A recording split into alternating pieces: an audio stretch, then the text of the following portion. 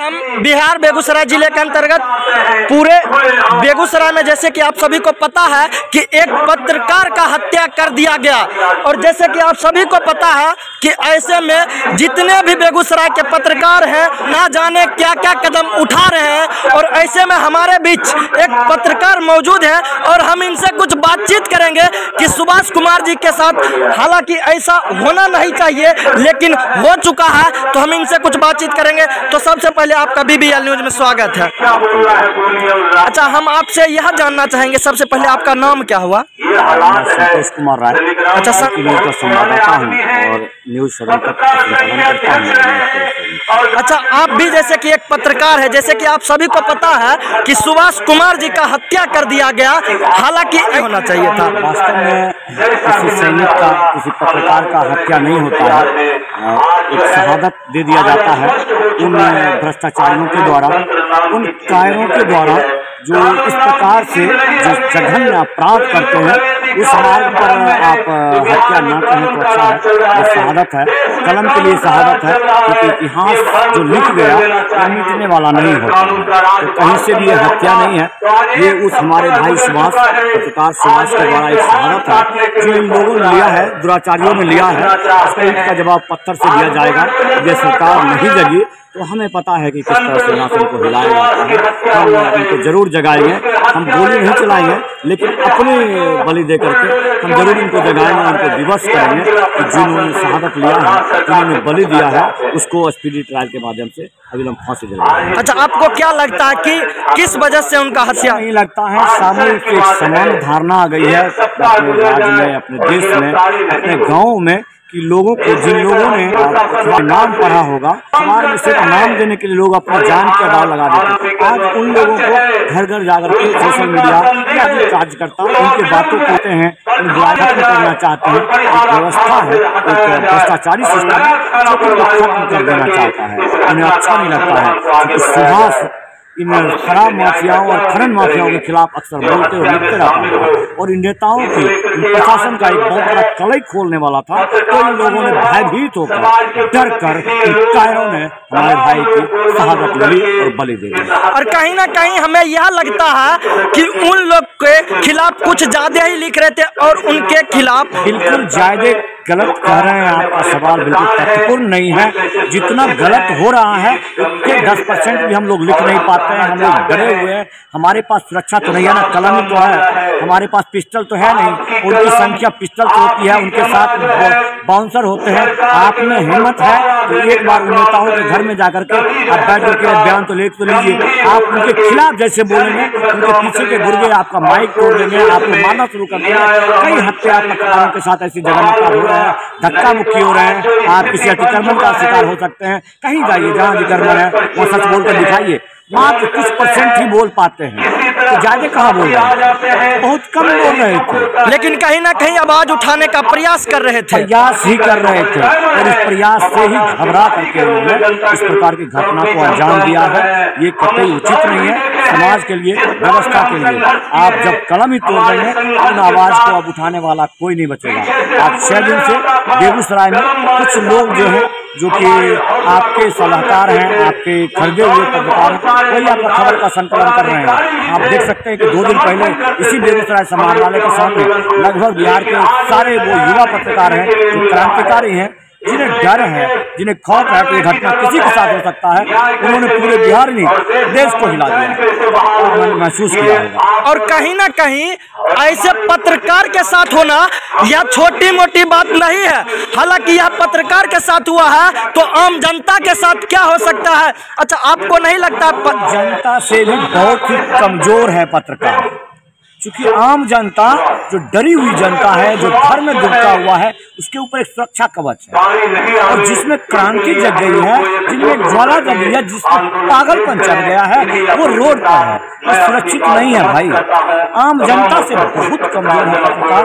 और आप देख सकते हैं कि इस कदर से घटना जितनी होती है वो ज्यादातर पत्रकारों के साथ होती है। इसलिए होती है कि वास्तव में कमजोर है और कलम के साथ आदमी कमजोर ही होता है। हाँ, इसके शब्दों की जो आधार है, जो यदि उसके बम को आप समझेंगे, जो लोग समझदार हैं, जो संवेदनशील हैं, वो लोग समझते हैं कि मजबूत एक स्तंभ है।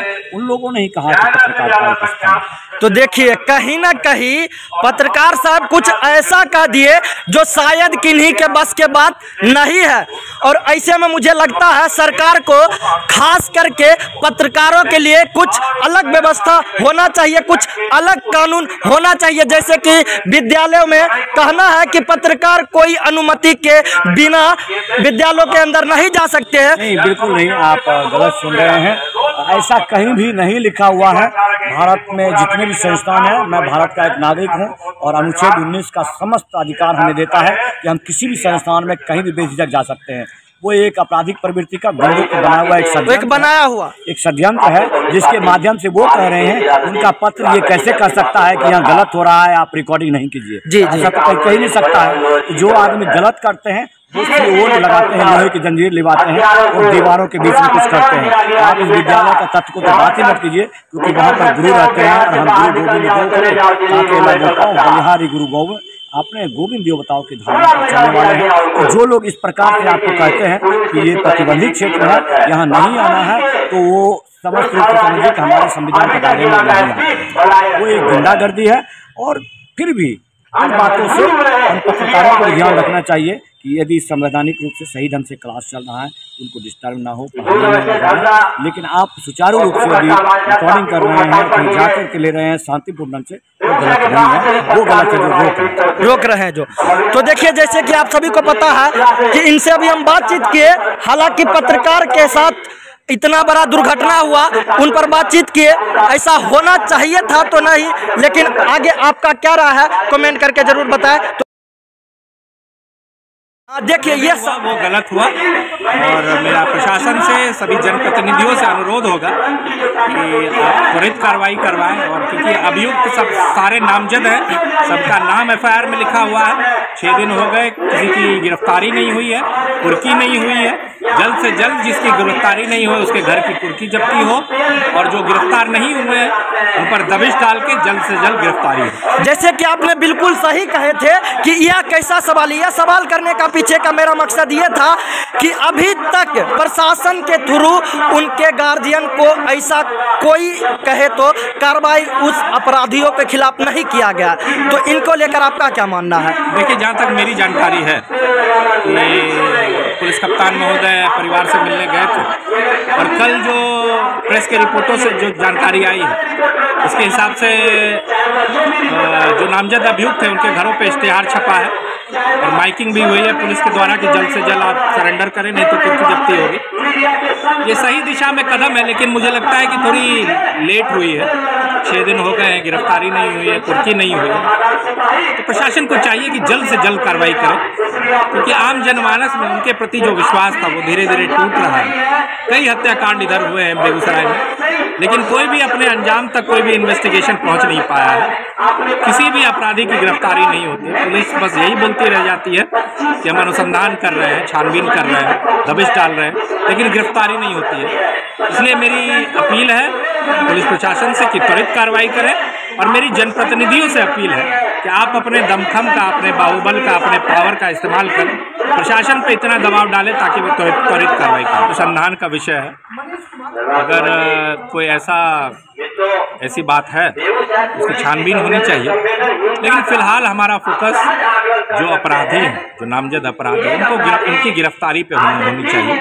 और मेरी सभी जनप्रतिनिधियों से अपील है कि आप विशेष दबाव पुलिस प्रशासन पर डालें ताकि पत्रकार हत्याकांड के जो भी नामजद अभियुक्त हैं उनकी गिरफ्तारी हो। तो देखिए, अभी हम इनसे बीजेपी कार्यकर्ता से जाने हैं और इनका कहना बिल्कुल सही है। आपको नहीं लगता है कहीं ना कहीं पत्रकारों के लिए एक अलग ही व्यवस्था करना चाहिए जिलाओं में? देखिए, पत्रकार भी जिले के नागरिक हैं और उनको भी उतनी ही सुविधाएं मिलनी चाहिए जितने एक आमजन को मिलती है। और विधि व्यवस्था जो है वो सबके लिए होनी चाहिए। अगर आम जनों के लिए विधि व्यवस्था अच्छी होगी तो पत्रकारों के लिए भी ऑटोमेटिकली अच्छी ही होगी। इसलिए किसी के लिए कोई विशेष व्यवस्था की जरूरत नहीं है। विधि व्यवस्था व्यापक रूप से ठीक हो, इसकी मांग मैं करता हूं, ताकि सभी लोगों को सहूलियत मिल सके। ऐसे जो क्राइम होते रहते हैं, हत्याएं रोज होती रहती है, इसे छुटकारा मिल सके। अगर व्यापक विधि व्यवस्था जिले की अच्छी होगी तो उसको पत्रकारों को भी लाभ होगा और आमजनों को भी लाभ होगा। तो देखिए, अभी हम बीजेपी कार्यकर्ता से बात किए हैं। धन्यवाद सर कि आप ऐसा सवाल, मुझे लगता है जवाब दिए हैं सवालों का, लेकिन इन्होंने जवाब दिया। और ऐसे में आपका क्या राय है, कमेंट करके जरूर बताएं। उन पत्रकारों को मतलब हम कहे तो न्याय मिले। तो इसी तरह का न्यूज़ पाने के लिए जुड़े रहे BBL न्यूज़ के साथ। धन्यवाद।